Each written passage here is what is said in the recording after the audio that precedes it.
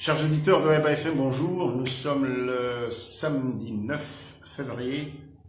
L'édito d'aujourd'hui porte sur une question nationale avec des ramifications internationales. Hier, le président de la République a réuni une grande foule au nord de la Grande Comore pour poser la première pierre de ce qui est annoncé comme le bâtiment, le grand hôtel qui remplace l'hôtel Galawa.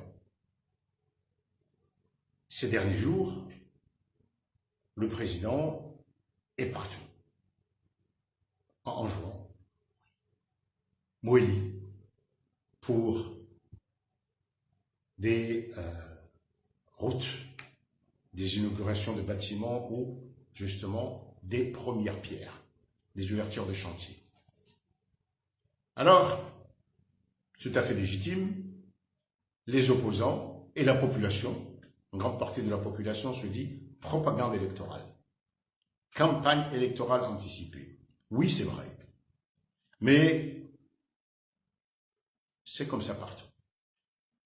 Même dans les grandes démocraties, avec plus ou moins de respect des règles, ceux qui sont au pouvoir n'hésitent pas, quand les élections approchent, à s'approprier autant que possible ce qui est inauguré en ce temps-là, même si ça a été commencé par leurs prédécesseurs. C'est de bonnes règles. Donc, le président Azali continuera. Et c'est lui rendre service que de se cantonner à dire c'est du blabla, c'est du pipeau, c'est du vent, il n'y a rien de vrai dans tout cela. Le chantier El Marouf, pipeau. Le chantier du futur ex-Galawa, pipeau. Etc., etc. Ce n'est pas comme ça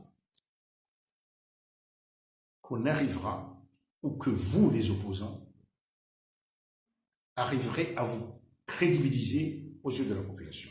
Au niveau de la population, il y a bien sûr un scepticisme général. On ne croit pas parce que la classe politique, c'est des promesses, c'est des promesses, c'est des promesses, parole, parole, encore des paroles.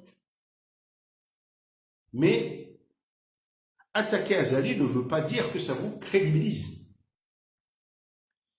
La crédibilité, vous l'acquérerez en posant les vraies questions. Galawa, très bien. Quel est le maître d'œuvre? Le budget. Dans combien de temps, etc., etc., etc. Vous pouvez même approcher les investisseurs parce que vous avez besoin des investisseurs. J'ai dit une fois que la société Armada est une société sérieuse. Vous pouvez aller sur Internet, regardez, à moins que la personne qu'on nous montre ici soit un escroc de première qui n'a rien à voir avec Armada. Mais si c'était le cas, ça se serait su. Donc, bien sûr que le gouvernement ne sera pas content que vous vouliez poser des questions à des investisseurs. Mais c'est tout à fait votre droit. Et l'investisseur sera conforté s'il voit qu'il y a de futurs dirigeants du pays qui posent de bonnes questions, légitimes. Mais par contre, si l'investisseur constate que dans ce pays, la politique politicienne ou l'opposant ne se soucie que de s'opposer et ne prépare pas l'avenir, alors l'investisseur se dira attention, c'est des irresponsables, il ne viendra pas. Et ce n'est pas seulement Azali qui perd, mais c'est vous aussi demain. Donc, vous postulez à dégager Azali. Légitime, bien, très bien. Mais la manière de faire, c'est de dire à vos techniciens, parce que vous devez en avoir. Vous devez avoir dans vos équipes. Vous allez en campagne électorale, très bien. El Marouf, ça fait Maintenant, des mois, des années qu'il n'y a plus d'El Marouf. Mais allez poser des questions. Qui est-ce qui construit? Dans combien de temps? Combien de techniciens, combien de médecins on prépare, etc., etc. Ce sont les vraies questions. Et on aura un débat. Et pas simplement le genre de débat qu'on a sous les badamiers, malheureusement.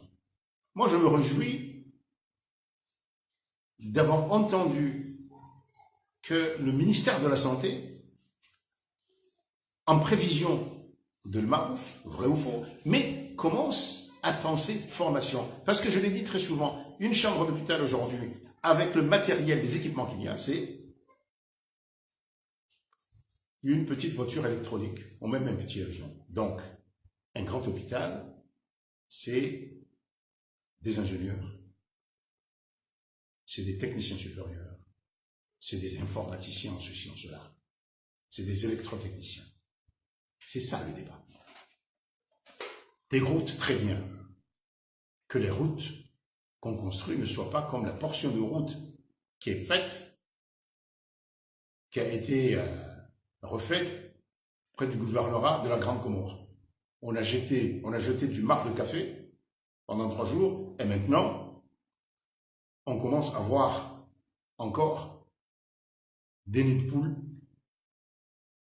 et pire encore, c'est-à-dire les qualités, les normes. Cela, c'est le contrôle. L'opposition contrôle.